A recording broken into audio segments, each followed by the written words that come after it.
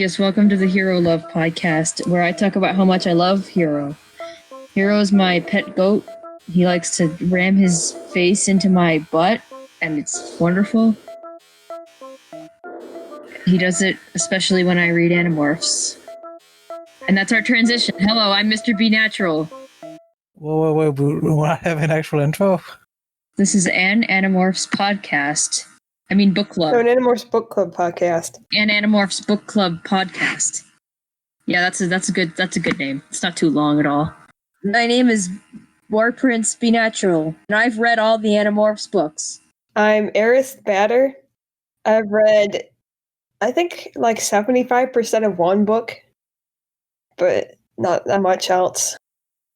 And you've read 4 books, you've read the first 4, recently. I'm Mustard. I've read 4 Animorphs books. I'm Stir. I read 4 Animorphs books. It sounds like an Alcohol Anonymous. It's been 3 days since I've read an Animorphs book.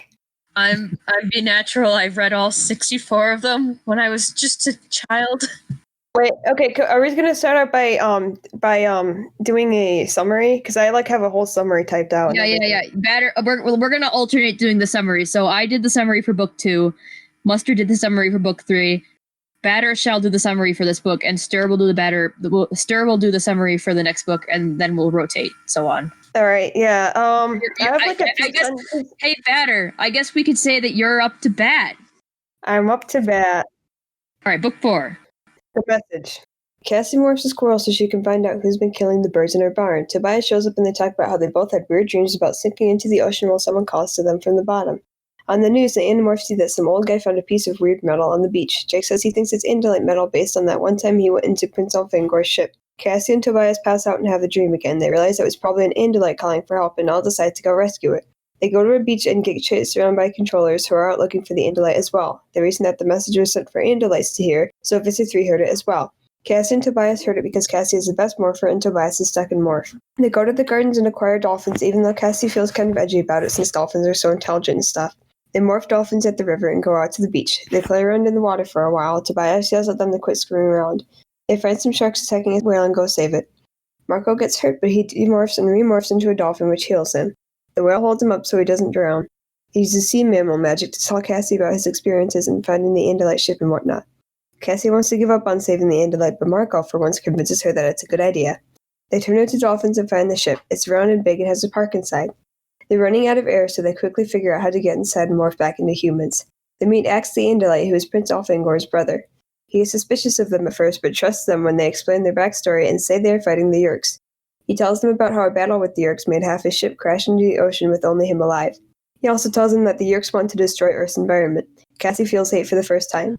The Yeerks find Axe's ship and start shooting at it. The Animorphs morph back into dolphins and Axe morphs into a shark. They're chased by taxons, but they turn around and kill all of them. Then they swim to the surface. Axe magically knows how much time they have left in morph. Mr. 3 turns into a Mardrit, which is a big fish from the Indolite homeworld, and starts chasing them. The whale they saved earlier shows up with a bunch of friends to save them at the last second. Cassie thinks whales have souls. They climb on the whale's back and morph back. Cassie falls asleep and the whale carries them back to shore. Jake and Cassie decide that it was okay for them to turn into dolphins since they were using the morphs to save the dolphins. They turn back into dolphins and swim up the river to where they were before. Axe meets Tobias and Cassie offers to let Axe stay in the barn at her house. Axe takes some of each of the Animorphs' human DNA and uses it to create a human morph for himself so he doesn't look weird walking with them. A couple of days later, Cassie turns into a seagull and goes to the gardens to swim with the dolphins. And that's the end. What a great summary. I noticed, so this was the first book that somebody gave a thumbs down. Why? I didn't hate all of it, but most of it was kind of dumb, and I didn't like most of it, so... I gotta say, when I think about what I like about this book, I mean, I feel like the plot's pretty solid, I guess, but when I say, what do I like about this book, I just go, Axe! Axe! I love Axe so much. I love it. Okay. But he was my favorite character when I read this book, when I read these books a long time ago, so, I don't know if I'd feel that same way about this book if I was reading it for the first time and didn't know that I loved Axe so much. I was, legitimately hyped when when Axe said his name. And I was like, ah! Aximile Esgaroth is still. Yay. Yeah, I thought he was kind of bland. I figured that, like, in the future, he'll get some more depth and, like, character to him. He's awesome. I love that. He's an Andalite. Andalites have infinite depth. Andalites are kind of like the elves of the Animorphs world, where they're just, like, perfect in everything they do, and, like, it's hard to criticize them. But, you know, they could not be like that. I don't know. They don't even wear clothes. They think clothes are a waste of time. I think that's pretty cool of them. Also, they're all like environmentalists. You know, when Axe started talking about how the Yeerks were going to like destroy the environment. Oh, yeah, that's a big thing that I didn't like, was just how this book really demonized the Yeerks, like, more than they had to be. Well, yeah. I mean, okay, so what I was thinking was when he said that was like, I think the humans have got it covered, Yeerks. I don't think you got to really worry about stripping down the world to just what's absolutely needed for human survival. I think the humans are doing a pretty good job with that. My little headcanon there is that Axe was saying that because he's never been to Earth before and he's never really seen how humans treat the environment. And from what we've seen of Andalites, it looks like they like basically preserve all of their nature and basically like live in nature. Yeah. So when he sees what the Yeerks do, which is basically like kind of what humans do, it's like they build cities and they build suburbs. I don't know. They build suburbs and shopping malls, I guess. When an Andalite sees that, they're like, "Oh my god, they're destroying the entire planet." But maybe it's just the same thing as what humans do. And then when Axe shows up on land and actually sees what humans are like, he's like, "Oh no, I'll just not mention that again. I don't want my human friends to feel bad." Well, I thought you were gonna say that, like, Axe doesn't know, like, what the flora and fauna of Earth is, so, like, for all he knows, it could be exactly like the Yeerk homeworld, or at least pretty similar. You know, like, maybe Yeerks have trees too, but, like, maybe they're the right kind of trees, so then the Yeerks wouldn't, like, feel like they need to cut down all the Earth trees. He makes it sound like the Yeerks have already done this to a lot of planets, enough to be a pattern. The stuff that you guys think is dumb in these books is always the stuff that I just don't really have any thoughts about. All right, how about this? Well, let's all go over the book and talk about the parts we thought were dumb because we're on the topic. Maybe after that we can talk about other things. But the first thing in this book that was dumb was Cassie decides that the easiest way to catch this fox will be to turn into a squirrel and bait it and almost die. Like, just turn into a fly or something, or even just turn into a little bird and sit on top of the barn and look at and watch as the fox comes in, because the fox is already coming in to get the existing animals there. Why do you want to put yourself in danger so bad? Why do you want to be prey so bad? Every time they're like, we want to catch some animal, they're like, oh, let's turn into some prey animal and bait it. So I thought that was dumb. That said, I do like the word squirrelified. That was in this book. Cassie said she was all squirrelified. So, okay, other things I thought were dumb. So Cassie meets this whale, and then she's like, okay, all human religion. The whales are the ones who know everything. The whales are the smart ones. And the whale's like this super spirit Jesus thing. That was odd. Yeah, that was real weird. I kind of didn't fit in with the rest of these books, but oh well, I guess. I don't even know. Well, remember, Cassie's a son of God, so she's the one who, like, understands religion, you know. She's a mystical one. She's on this other spiritual level that nobody else is on. Yeah, later it's going to be revealed that Cassie and the whale are like brothers. Yeah, in the past life they were brothers, but then when they were reincarnated, they were turned into a human and a whale. Yeah, of course. I thought it was weird that these whales just had telepathy for no reason. Yeah, whales and the dolphins can talk to each other for some reason. What's up with that? No other animal can do that. Cinnamon Bunza calls him Jesus Whale, so I'm stealing that. But on the one hand, I thought the Jesus Whale thing was kind of dumb. But on the other hand, I do like the idea of, like, if you're a dolphin, there are things humans think of, like algebra and stuff, that I bet dolphins could just never contemplate. So similarly, I think what it was trying to get at was that there are just things that dolphins and whales can know that humans can never contemplate, which I think is a pretty good, cool thing to explore. I thought that was cool too, but she devoted like a paragraph to it, and then just went off this other thing with the weird dolphin whale telepathy. I was expecting the whale to come back. Like, I was thinking, oh, maybe the whale has ties to the Andalite, or like the Andalite was speaking through the whale, and that's what has telepathy. But no, it didn't. Guys, maybe the whale was Visser 3 the whole time. And then Mr. 3 ate himself. That would have been an awesome twist if it was like, oh, man, the whale's coming to save us. And then Vizu 3 goes, psych, I was the whale the whole time. And then he just kills them. And I guess he's like, oh no.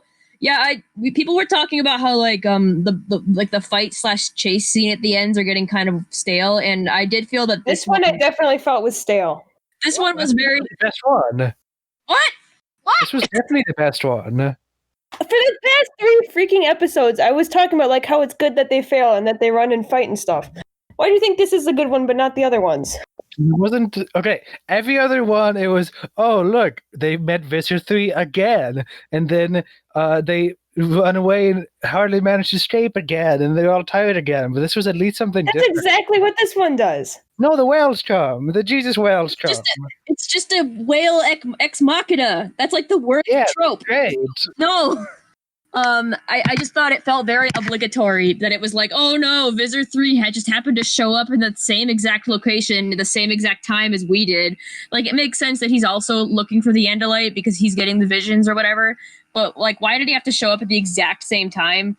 Also, the ocean is huge. So, you know what would have been better if it was a scene where the Animorphs as dolphins have to just, like, hide under some rocks or something, and Visser 3's, like, looking for them, and they just have to hide under the rocks and hold their breaths, and they're, like, feeling like they're gonna suffocate, but they just have to hide, and it's very tense. And then eventually Visser 3 just gives up and goes away. That would have been better, but they just felt like they needed an obligatory chase scene. We had a big fish monster. Okay, in this book, I've noticed 2 things about Visser 3's leadership strategy. It's really screwing him over. His Visser 3's leadership strategy of just like kill anybody who says anything slightly that anything that he doesn't like. There's this part where the controllers are chasing the Animorphs on the beach, and then the Animorphs run into the water, and they're like, "Oh, we found these." They're like, "Oh, we found these human kids running around," and then they're like, "Oh, where did the kids go?" And then somebody's like, you know, is it possible that these Andalite bandits are actually human? And then Chapman's like, oh yeah, that's possible, but I'm not going to tell Visser 3 that because he's not going to like being told that he's wrong. And then they're like, all right, we'll just never mention that again. And I'm like, the Visser 3, your leadership style is working out great, isn't it? Yeah, that really annoyed me how they like were almost onto them, but they're like, and then nothing ever came of it. One thing I thought was weird about that scene is why wouldn't they assume that the Andalite bandits just acquired some kids and they can turn into kids whenever they want as a disguise? Like, wouldn't they do that? Like, if you were trying to hide on Earth, wouldn't you want to like disguise as humans? Well, no, because I think if you were an Andalite, it would probably make more sense if you were gonna morph into like some birds or something, like seagulls. With that whole scene, I was just thinking, why did you guys show up on the beach as humans? Why didn't you just show up on the beach as some seagulls and you wouldn't have had any trouble? My question is, why did they even show up on the beach at all? To see if the message was really like a thing. They were like, we think this message is coming from the ocean, so we're gonna go to the ocean and see if something happens, like if we get it like stronger or something. It was just I think it's a reasonable thing to do. Yeah, okay, when you explain it like that. They just went there and started talking about stuff that's kind of unrelated to the ocean. One thing I've noticed is I feel like the titles don't seem that like unrelated. This title seemed to match better, yeah. I didn't finish listing the things that I thought were dumb. In chapter 8, page 1, they're on the bus going to the gardens, and Cassie says, I did some homework on the bus, parentheses, math, gag, yuck, parentheses, and listen to my Walkman. Like, why is that there? Because it's funny. It's not that's such a weird, that was such like a, K.A. Applegate's like, I'm gonna relate to the kids now. They don't like math, right? Yeah, and the things they say is gag and yuck. Haha. Yeah, I like that. Yeah, why would she say gag exactly? She could just say yuck. So, okay, and then another part I thought was dumb was like the whale shows up to save them. It's a whale ex machina, but it's not even the whales he shows up with aren't even the same species of whale. So I guess whales are just so enlightened and, beyond racial differences that they can enlist the help of other species of whales. What was the point of them not being the same species? I don't know. Like, I feel like it was like specifically mentioned that they weren't the same species. And I was like, they were sperm whales, whereas Jesus whale is a humpback whale. Yeah. So like, what was the point of that? It was just to talk about, I guess it was just to talk about how great whales are and they're not racist. No, she's just pointing out that, look, there's whales and they look different. Like for instance, if you saw 7 whales and one of them was big and a different one had like a weird head, you'd notice and you'd mention it. No, it's not that Cassie says that takes note of the fact that they're different whales. It's the fact that, like, Jesus whale is friends with different whales that aren't his own species. That doesn't make sense. Why not? I'm friends with different species. Be Natural has dogs. I like Be Natural's dogs, kind of. Yeah, but you wouldn't expect a whale to have the same thought process. Whales don't mate with other whales that aren't their same species. Why would they hang out with them? Wow, you can only be friends if you can mate with them. Wow. I'm just okay. That's not how humans work, but I'm pretty sure that's how whales work. I don't know. Be Natural, why'd you bring that up in the first place? I didn't even care about that. It's just a weird detail that was in there, and it's not like it was important, but it was just like I guess the author just put that in there to be like, oh, see, aren't whales great? It's because they're really big and intelligent. Like the whales were talking to the dolphins, kind of. Well, I thought that part was dumb too. Oh, I like that part. I mean, I was like, I thought that was kind of a, humans can comprehend things that a dolphin might never think about, but as such, there are probably things a dolphin can do that a human might never think about. And I don't know if that's communicated that well in this book, but I do feel like that. I do interpret that as that's what the author was getting at. The last dumb thing is that the whale just magically knows where they live. Wait, what? They ride the whale all the way home. Yeah, why would the whale go to the surface? Why was that necessary? They have bird morphs. I mean, there are a million ways the author could have gotten them home. This is the most romantic. This is the most poetic way. This means the author made a deliberate choice. Like, this means the author was like, okay, I know they have a million ways to get home, but they need to ride a whale home. That would really tie this book all together, is they ride the whale home. Even Axe, who's like a freaking centaur, rides the whale home somehow. Exactly. Why does the whale help Axe too? The whale doesn't know who Axe is. Oh, doesn't Cassie say at some point, like, I don't think the whales beat up Visor 3 to help us. I think it's just because the sea itself hates Visor 3. Yes, the sea sensed disturbance and the fact that there is an animal that didn't evolve on Earth, and it's like, nope, this is a natural imbalance. We have to get rid of this one. The three things that have souls are humans, whales, and the sea. It was just Aquaman who saved them at the end. He sent the whales in. Visor 3 was making these terrifying noises that the sea is not familiar with, so the sea would notice him if it had a soul. Wait, are you talking about the sea as like a living being, or like all the creatures that are in the sea? Whatever works. Oh, here's the quote right here. This is the quote where they're talking about how, sorry, I just flipped tabs and I was on it, so I thought I might as well read it. They're like, oh, we don't need to tell Visor 3 about them being humans, possibly, because he's going to kill us if we tell him that. Is it possible? Is Visor 3 wrong? What if they're not Andalites at all? Chapman laughed cruelly. Visor 3 wrong? Maybe, but I'm not the fool who's going to try and tell him. So they're just like, yeah, screw actually like knowing stuff. Visor 3 is such a terrible leader that we're going to like actively... Yeah, this book dehumanized Visor 3 a little bit. I don't think Visor 3's been humanized yet, so I don't know if he can be. I don't know if Visor 3 can be dehumanized at this point. One, because he's not a human. Two, because... Yeah. He's not very three-dimensional at all at this point. I'm not sure if it's possible for Visor 3 to get any more one-dimensional at this point. Yeah, you're right. Visor 3, he is angry, he's evil, and he likes eating. So he has, I'd say that's 3 dimensions. He loves eating so much that it actively like is counterproductive in this book, because he has like, ships and he has people with guns and stuff, and he can easily just shoot the Animorphs, but he wants to eat them so goddamn bad that he chases them for hours just so he can eat them, and then they can eventually get whale ex machina. And I didn't even think about that, but yeah, he knew that they were there, so like, why didn't he just send his ships after them? I mean, he did send the Texans after them at first, but then he was like, all right, I'm hungry. I'm gonna go eat you now. Based on this and the Faye thing you mentioned earlier, it just really seems like Kay Applegate likes putting her main characters in situations where they could easily be eaten and then not. Yeah, because being eaten is a lot more terrifying than just kind of dissolving. Maybe that's why Kapplegate. I'm gonna call her Kapplegate. Maybe that's why Kapplegate wrote these books. She was like, how can I write a series about kids repeatedly in danger of being eaten? How about these aliens that show up to Earth and they just start eating people? And then her editors were like, no, that's not scary. And then she was like, okay, how about aliens that show up to Earth and then they eat people's legs? And then the editors were like, no, come up with something else. And she was like, okay, how about aliens that come to Earth and then they go into people's heads and then they turn into things that eat people, but only, I don't know. There's a leader and he really likes eating people. He just loves eating people. Just slip that in there. They're like, no eating. Shut up, Applegate. Write something else. She had to be subtle about it, but she wrote in the eating anyway. What if Animorphs was like about aliens who just ate people instead of controlling them? Wouldn't that be something? That would be something. That would be something. I feel like Kapplegate would like writing that. Okay, that's about all I have for things that I thought were dumb about this book. I have things that I like, mainly Axe. I love Axe. Can I talk about positive things? Yeah, Mustard, go ahead. Because I do have a couple things that are dumb, but I think I want to switch it up a bit. Why have dumb things though? Well, yeah, I don't want the podcast to be just 40 minutes of dumb things in a row, you know?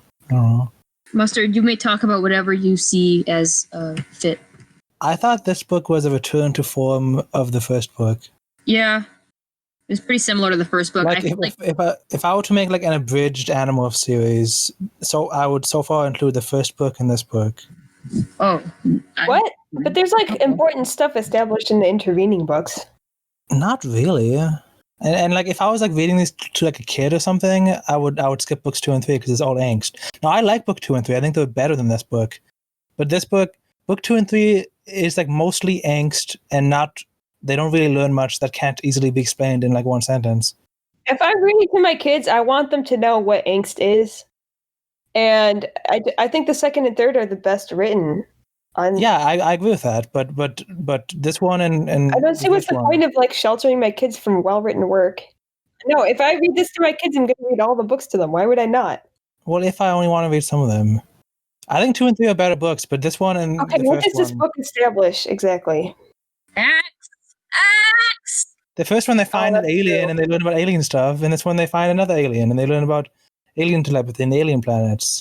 It's more of what I would expect Animorphs to be.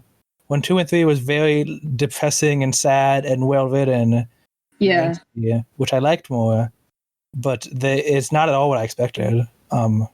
Why would you truncate it so that it would only be what you expected? Well, it seems like more essential. This book I don't like because it's blander. It goes back to the first book, and the first book was blander than the second two. Yeah, I agree. Why would I only want my kids would not like it if I only read the bland books to them? Okay, out of the 4 books, if you want to read 2 books to learn like the most plot and the most relevant There's stuff. more to a book than plot, dude.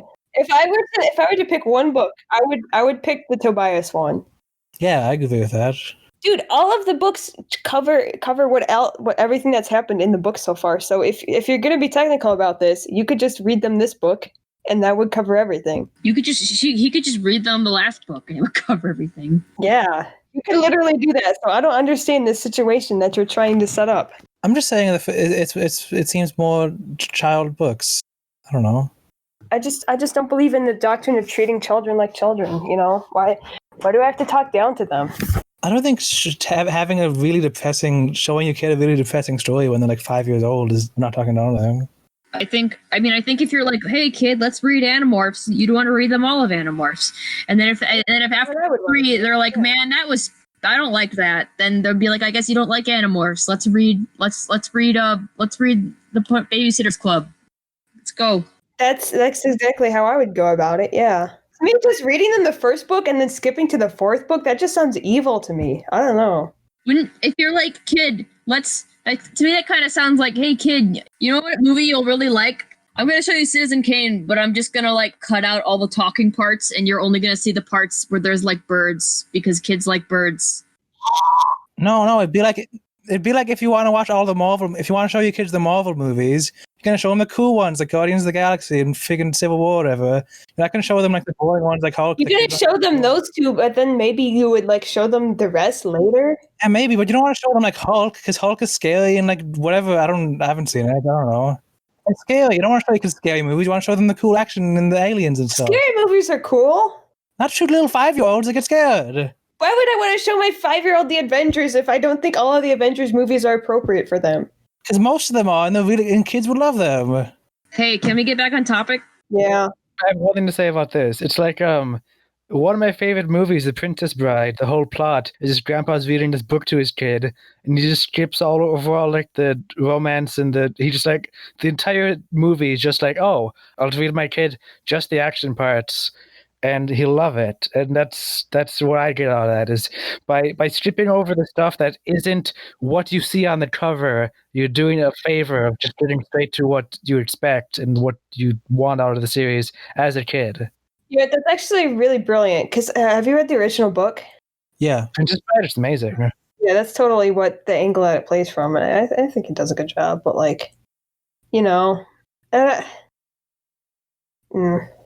you guys notice that the dolphins in this book are named after the cast of Friends? yes, I did notice that, and I was going to bring it up when we got there. This is dumb. Applegate, stop putting weird fan service in your. Well, no, I thought that was cool because it wasn't. It's not like they were like. It's just like in Star Trek when they have lasers and stuff. Isn't this just like Star Trek? And all the references are really dumb. And it's like, oh man, it's like Doom. Look at that, it's Doom, guys. But this one didn't seem like fan service as much as just Kate Applegate likes Friends, so she wanted to name them after Friends. Like it wasn't super obvious, and it seemed like she actually knew what she was talking about. Okay, yeah, I'll give you that one because it would not be obvious to me if I were like 12 and reading that. I didn't know. I don't know what the names of the Friends cast is. Yeah. Mustard, did you have any that? Did you have a different point to make? The romance in this book is dumb. The romance of this book is awful. Yeah. At that point, I felt like I was biased about because, like, the whole last book, I was just complaining about how I hated Cassie and Jake's romance. And you know what happened with this book? It's 50% just Cassie and Jake's stupid romance.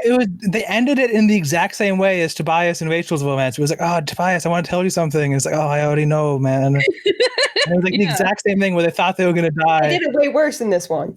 Yeah, it's stupid. It was the exact same thing. Can I read this quote about Cassie and Jake's romance here? Sure, yeah. Yeah. Mostly, if you want to know what I look like, picture a girl in overalls and leather work gloves biting her lip as she concentrates on trying to force a pill down the throat of a badger. Jake once took a picture of me doing exactly that. He has it next to his computer in his room. Don't ask me why. I would be glad to give him a picture of me in a dress or something. Rachel could loan me the dress, but Jake says he likes the picture he has. Oh, I hated that scene. Jake's like, no, I don't want a picture of you in a dress, Cassie, but if you could give an animal an enema and I could take a picture of that, then you... No, it's just more like, it's more candid, more like genuine, you know? The thing that was so good about Rachel and Tobias' relationship is it was all based on, like, Rachel was really good at helping Tobias with his hawk depression, basically. And there was a lot of, like, sweet scenes about that. And these two just do nothing. Cassie's just like, oh, Jake's so cute. Cassie literally has to tell the audience that she likes Jake. She's like, yeah, I kind of like him, like him. In italics. Way to go, Applegate. Hit it right on the nose. Okay, so we officially ship Tobias and Rachel and not Cassie and Jake. I'm okay with Cassie and Jake just because they're the two blandest characters, and so, like, that's fine. Maybe it's fine if they're together, but, like, I don't want to keep reading about it. They're the two blandest characters. I don't want to see them interact. Yeah, okay. I thought Cassie was not very well written in this book. Like, just off the last two books where, like, Rachel and Tobias were really great, really well written in their respective books. And in this book, I felt like Cassie didn't have much of a character at all. Even though she was, like, a major force in the plot, she somehow avoided having a character still. Her whole character was avoiding doing things. Like, oh, Cassie, you gotta do something. You gotta make decisions for us. And Cassie's like, I don't want to. That's her whole character. And I'm like, Cassie, you were supposed to be the awesome one. Rachel was supposed to be the one who just is like, I'm too popular and pretty to do stuff. But no, it's you. The interpersonal, like, conflict in this book seemed really forced because, like, she's never been like that in the previous books. And also, I feel like in the previous books, she wasn't really, like, seen as this leader character that I recall. Like, it would have been better if it was established that, oh, yeah, she's, like, the leader. She makes decisions. And then this is, like, oh, you finally see, like, oh, yeah, she doesn't actually like it. That would have been interesting. The thing is, the book does this thing where it's like, okay, Cassie has been having the dreams, right? So Cassie's got to be the one to be like, oh, this is what we got to do. But, like, Tobias was also having the same exact dreams. And everybody was like, Hawks can't lead. Hawks can't have ideas. Well, he couldn't. Well, he kept saying, I don't want to have a say in this because I can't turn into a dolphin and go and get myself in danger, so. Yeah, actually, that's valid. But let's come to another point that I don't like. Tobias wasn't even in the freaking book. Well, he can't go in the sea. I know, but I'm still annoyed. That's just the consequence of what he's done. He has to sit out some plots. Oh, I'm not looking forward to that. That's part of the reason why I didn't like the fact that he was a hawk was because I knew this would happen. I wonder what Tobias was doing this whole time. If this book was like Tobias narrated, it would be following like the plot up until the point where they get in the ocean, and Tobias goes back to land and then like goes to a concert or something or whatever he was talking about last book. I'd love that. Books 2 and 3, they were more interesting, and they seem to be written by the most interesting characters. And I wonder if that's going to be a trend. So are all the Jake and Cassie books going to suck now? Yeah, that's what I'm curious about. And then like the Tobias books are always going to be really cool, and the whatever. Well, guess what? Kapplegate and/or Scholastic decided that kids don't want to read stories about hawks or aliens. They want to read stories about kids going to school. So they only gave Tobias half as many books as everybody else. What? Yeah. No! So every other cycle, they skip Tobias. We don't get another Tobias book until book 13. There's only so much angst that Applegate can write. She's got to spread it out. Otherwise, she's just going to start repeating herself. I'd read a book about him just like going to a concert and chasing mice and stuff. That'd be sweet. Yeah, I love stuff. That would be awesome.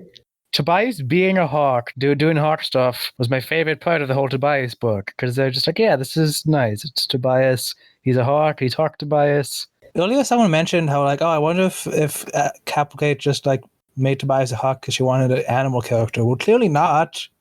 She's writing so few. I said that, and then you know what? Tobias convinced me that an animal character would be awesome.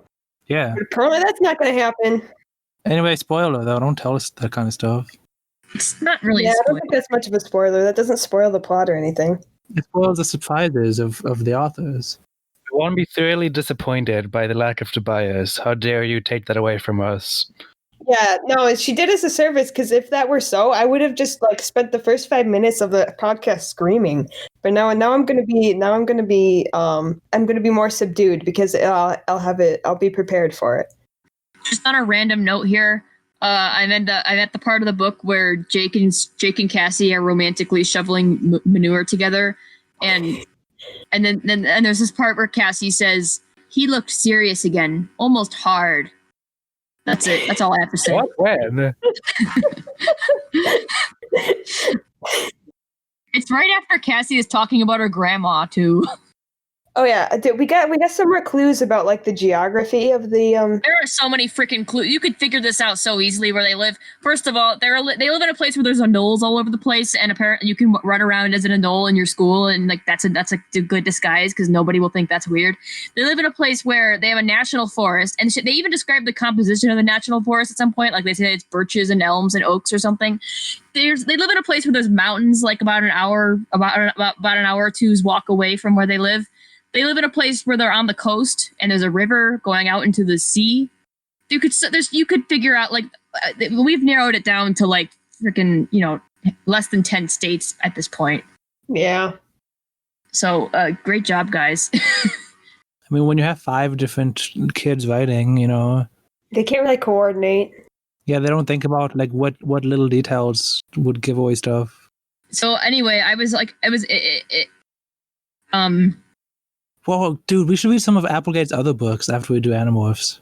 yeah, if we can get to that. Oh, did she write other books? Yeah, she's like still doing stuff. Oh, that's cool.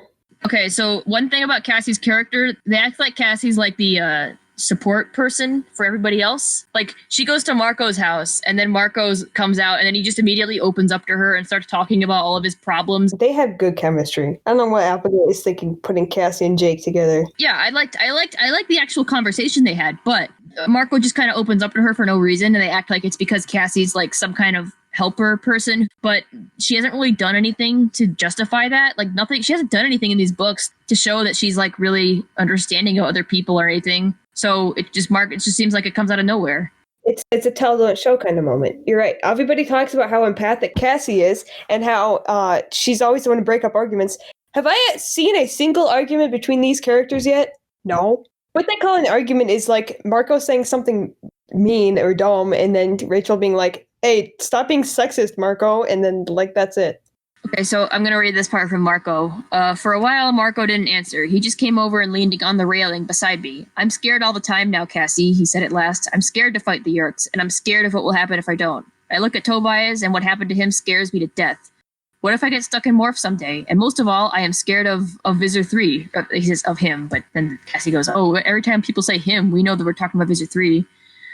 So I like that quote. I thought Marco got some nice development there. He's kind of like a guy who like he kind of like shields himself from his feelings a little bit. Yeah, this book made me like Marco a lot more. I can't wait to read a Marco book now. That's next book. Yay. All right. Also from that scene, when Cassie arrives at Marco's house, she knocks on the door, and then from inside she hears Marco's voice. Dad, there's someone at the door. Put on your bathrobe, okay? And then later, Marco says, look, I'm spending the day with my dad today, okay?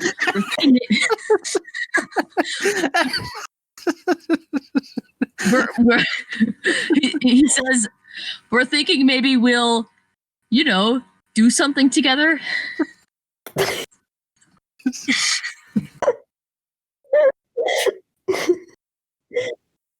Oh my gosh. Anyway, I really like Marco and we got some Marco lore. Is like, oh, his dad had a breakdown and quit his job after his mom died, and like he's just been sitting around most of the time, and it's like, oh, we tried on money, and it's like, yeah, so melodramatic, but like also cool. I looked up like maps of where anoles live, and then like I looked up mountain ranges, and like the Appalachian Mountains like run down like the east side of the United States, and then I looked up a map of U.S. national parks, and there's one in South Carolina, and not really any other national parks in the area that overlaps where the anoles live, where the mountains are nearby and by the sea. So it seems like they live in South Carolina. Yep, gotcha. There we go. I had a couple of quotes in. I like this one where it says, you know what was strange about yesterday, Marco said? What? The sharks. They were so totally deadly. I mean, we worry about Hork-Bajir and Taxons in Visor 3. You kind of forget that here on little old planet Earth, there are creatures just as tough and dangerous. It would be funny if it wasn't some alien that ended up getting us, but some normal Earth creature. I didn't think it was funny at all. Marco grinned at my stone face. Okay, not funny haha, more like funny weird. There's some good ways to end the chapter. I like when he says, it was like, man, it's not bad enough that we have to fight Hork-Bajir and Taxons on Visor 3. We also have to fight sharks? Sharks? Oh, and okay, here's 2 jokes I really liked in chapter 14. I hate plans that begin with the words first remorph.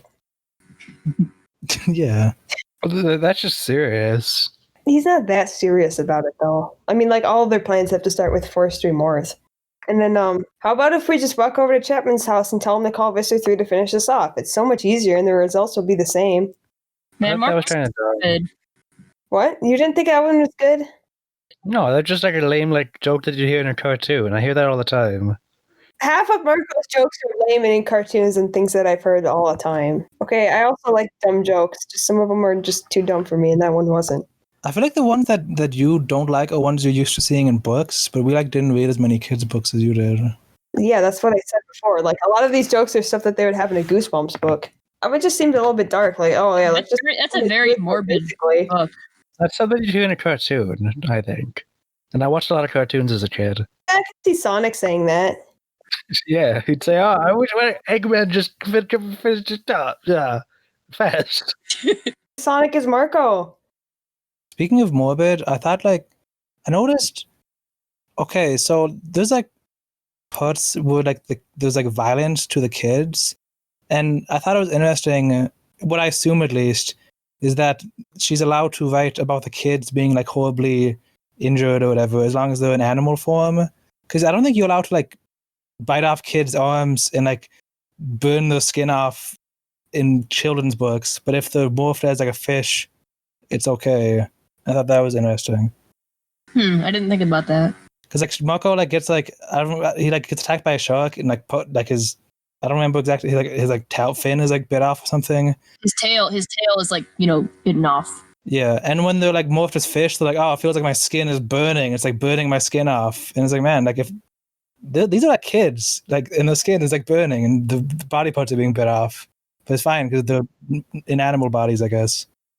Huh? I never thought about that. Want to talk about Axe?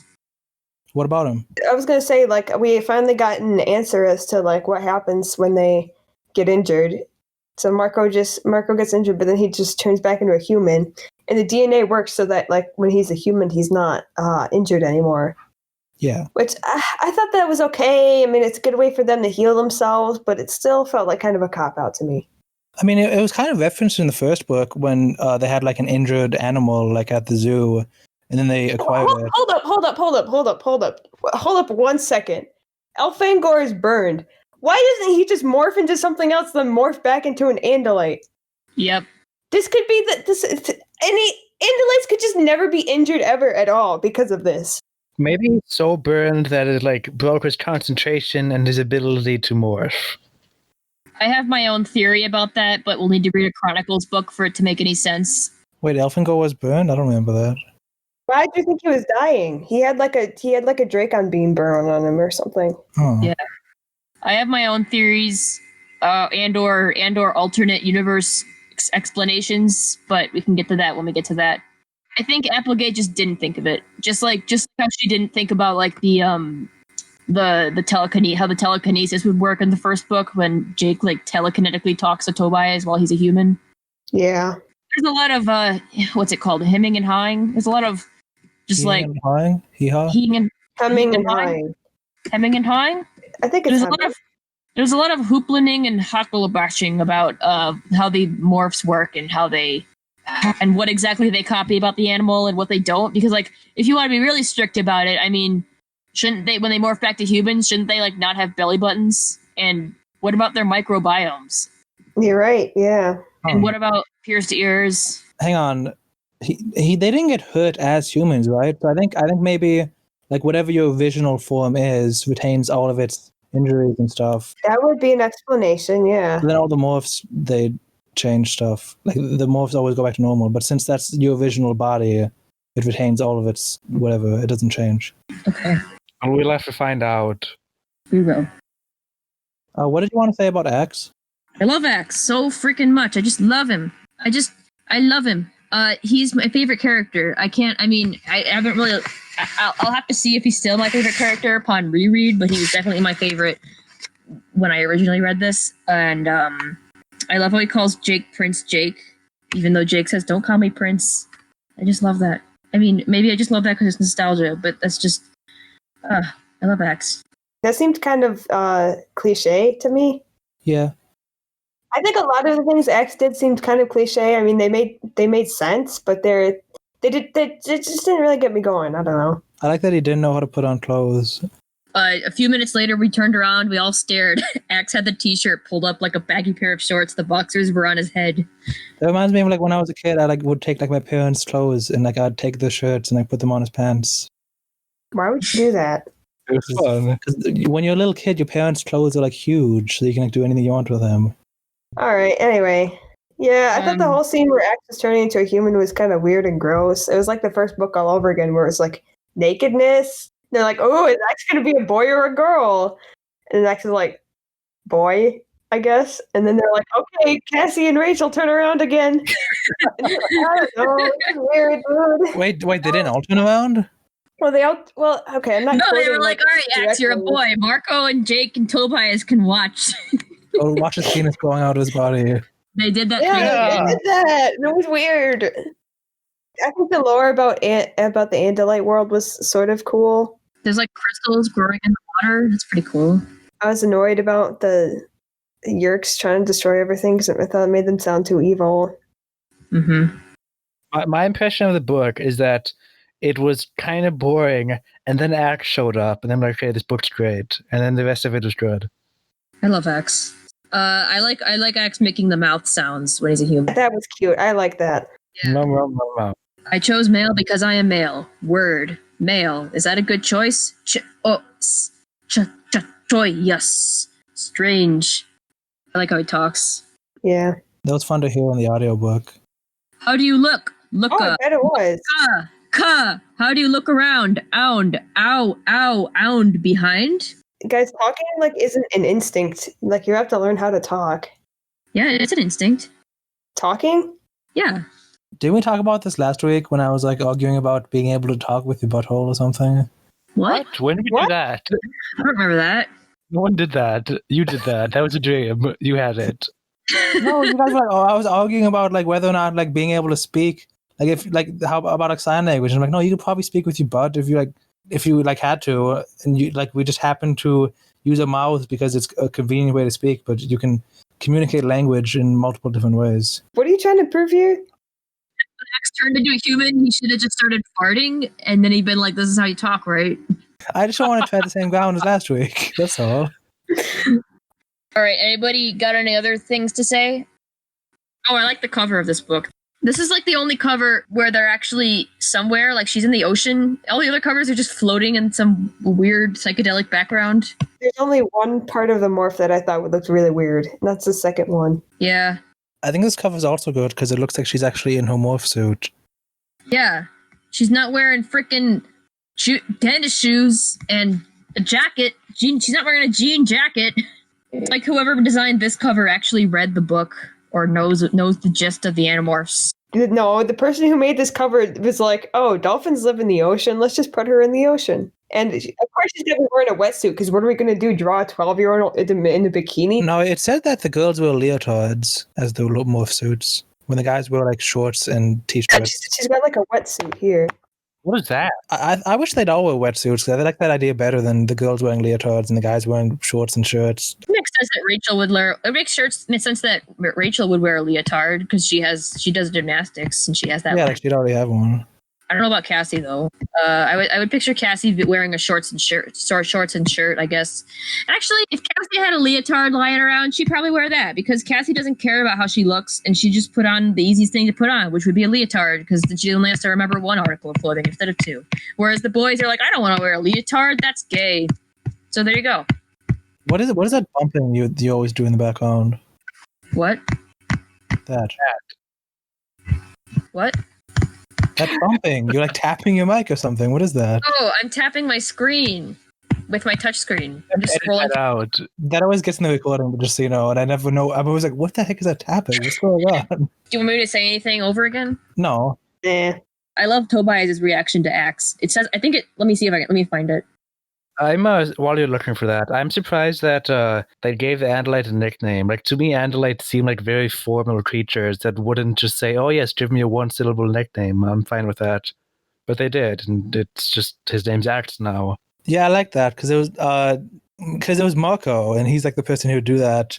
The guy's just like, "Oh, hi, I'm Maximilian," or whatever, and he's like, "Yep, hey Axe, what's up?" He just like does it. He doesn't like ask permission, like, "Oh, can we call you Axe?" He's just like, "Yeah, hey Axe, what's up? That's your name now. Deal with it." And I assume that would be an issue, but it wasn't. He's just Axe. I like that. Good Marco energy.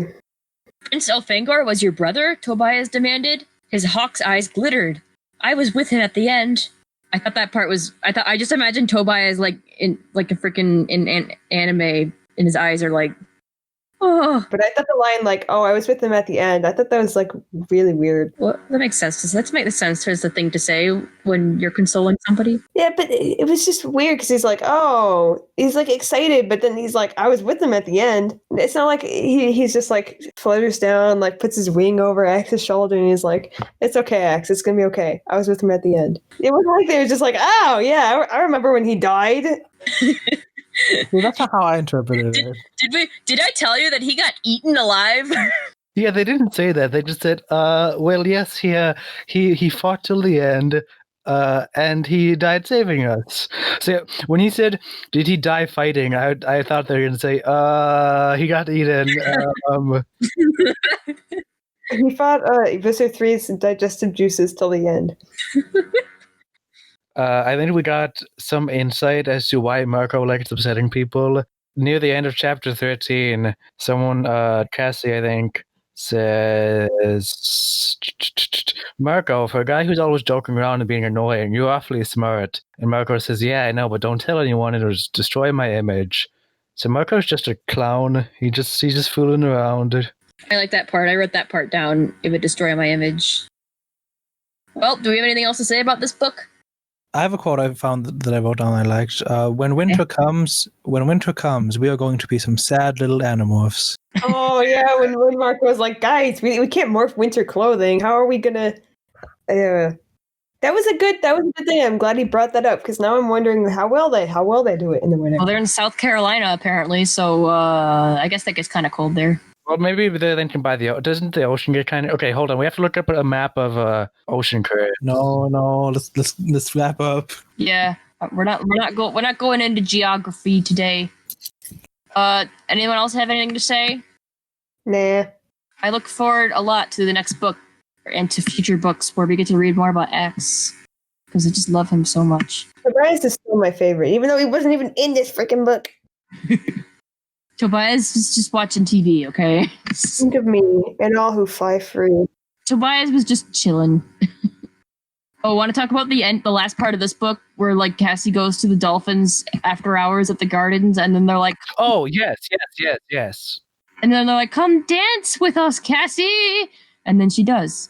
The end. I like the interpretation that the dolphins are like playful. They're like, yeah, I could see that. They're like smart, but they like don't care about the things that humans care about, so they're not like serious. Yeah.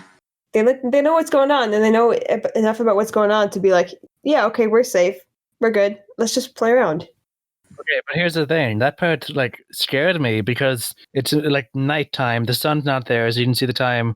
She's like not in her right mind. She's in a dolphin's mind, and no one else is there. And she's like chosen to forget responsibilities and play with the dolphins. And she's having fun, so she's like going to lose track of time if she's not really careful. Oh man, I didn't even think about that. Me neither. Yeah, she should have like put some kind of. If she had a phone, if it weren't the '90s and she had a phone, she should have like set an alarm and then had the alarm noise go off. You're not a dolphin, you're a human being. Yeah, the next book opens and Cassie's just a dolphin now. And the next book opens and everyone's like, "Where's Cassie?" And then they're like, "Wait, there's an extra dolphin at the gardens. Uh-oh." And then they go to the gardens and then one of the dolphins is like, I screwed up real bad, guys. I'm sorry, they were asking me to dance with them, okay? They were asking me to play. What was I supposed to do? Say no to them? Look how cute they are. And then they're like, God damn it, a dolphin's like even less useful to us than a hawk. God. She's gonna carry them across the ocean. She can be the boat. How are they going to get her out of the little pool she's in? Hijinks. Turn into a small rodent and lure a gorilla to come and carry it around. Yeah, that's how they would do it.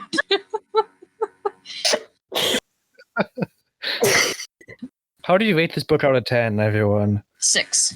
One bumblebee leg out of 10. Bumblebee's head down to his waist, a little bit of his thighs. Okay, I use the actual. Okay, so I gotta think. Okay, I'd give like book 1 a 7, book 2 a 9, book 3 a 5 or a 6. This one like a Whoa, really? 7 or 8. 7. I definitely don't want numbered ratings to be like a thing we have to keep track of, but I will say I'll give book 1 a 7, book 2 a 9, book 3 5 or a 4, and book 4, I know. Book 2 is definitely a 5 or a 4, and book 3 is a 9. And I'm giving book 4 a 6. Book 4 is like a 3.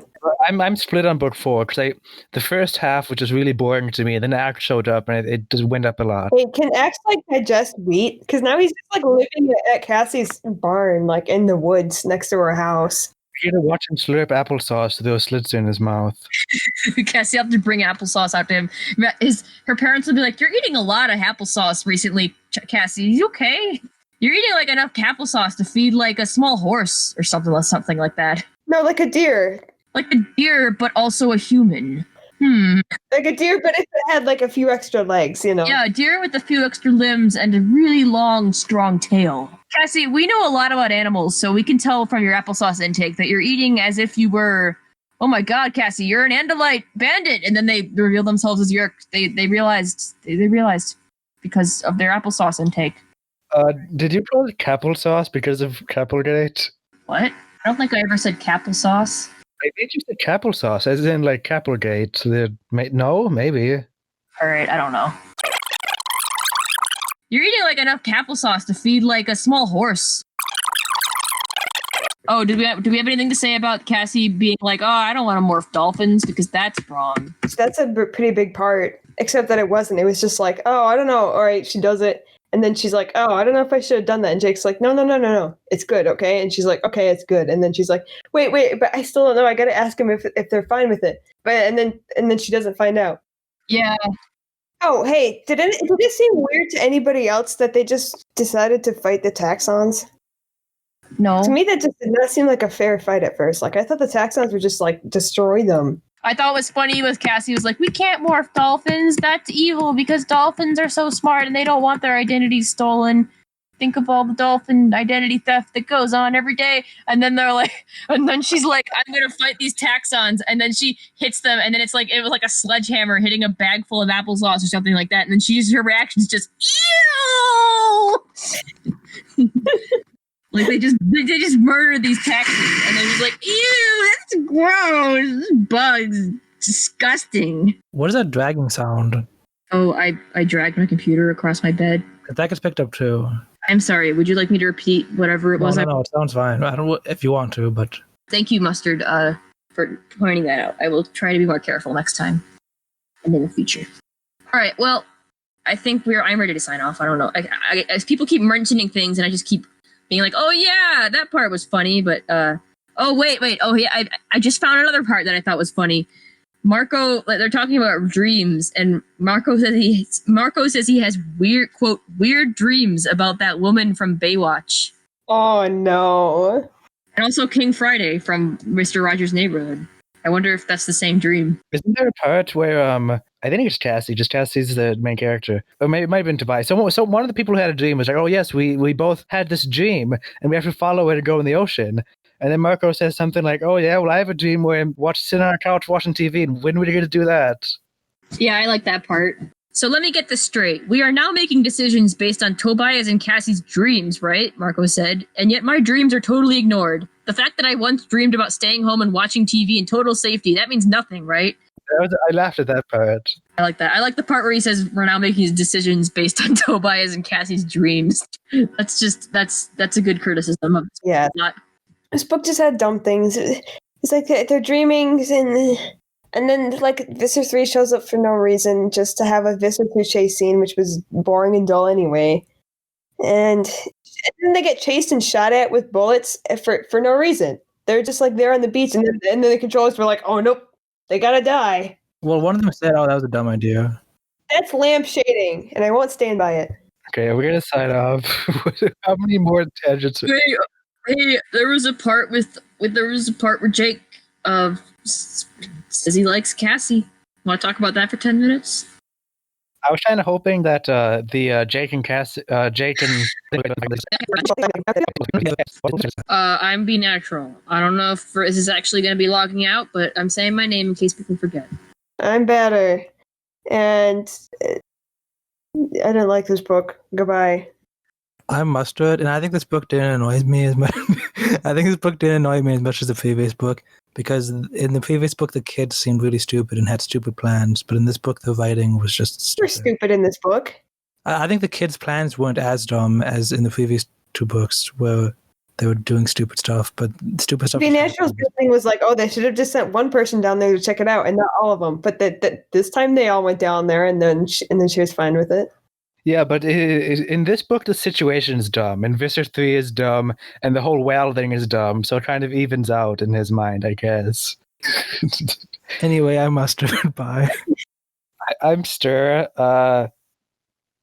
Yeah, I like this book. I've started a trend, I see. Oh man, I'm excited for the joke today. I hate reading these jokes every week. Why? I look forward to them now. I do too. They're so bad. Good for you. I think Hey, the best part is that. Oh, sorry. I think the best part is that all of. Wait, are you going or am I going? You. I think the best part is that all these jokes are like in a single book. Like these are meant to be read together, as if they're all like coherent. If you think about it, what's the name of that joke book? What's the name of the joke book, Mustard? It's just a tiny little pocket book. It's like 2 inches big, and it just says jokes on it. This is really an Animorphs and Jokes podcast. We're covering both. Covering both, really. On with the joke. I was gonna look up the guy who made the joke book. Maybe we'll do that later. What's a rabbit's favorite game? Cricket. Hopscotch. Hopscotch. Yeah, it's hopscotch. All right. Woo! Okay, recording done, I think, Okay, right? Bye. Bye.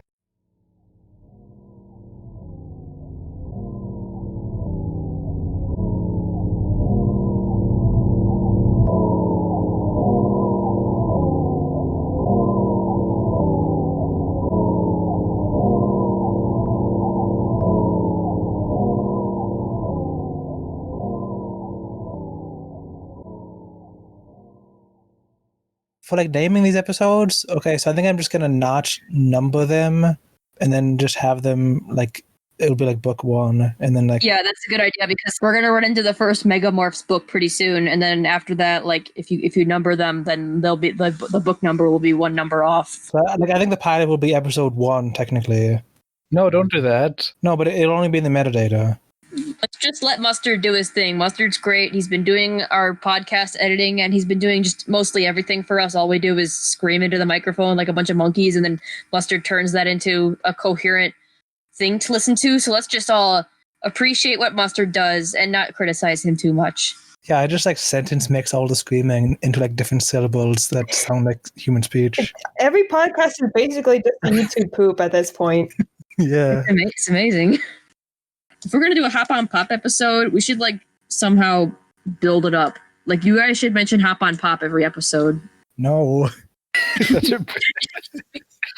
Mustard, when you sentence mix in some Hop on Pop references throughout the episode, okay? No.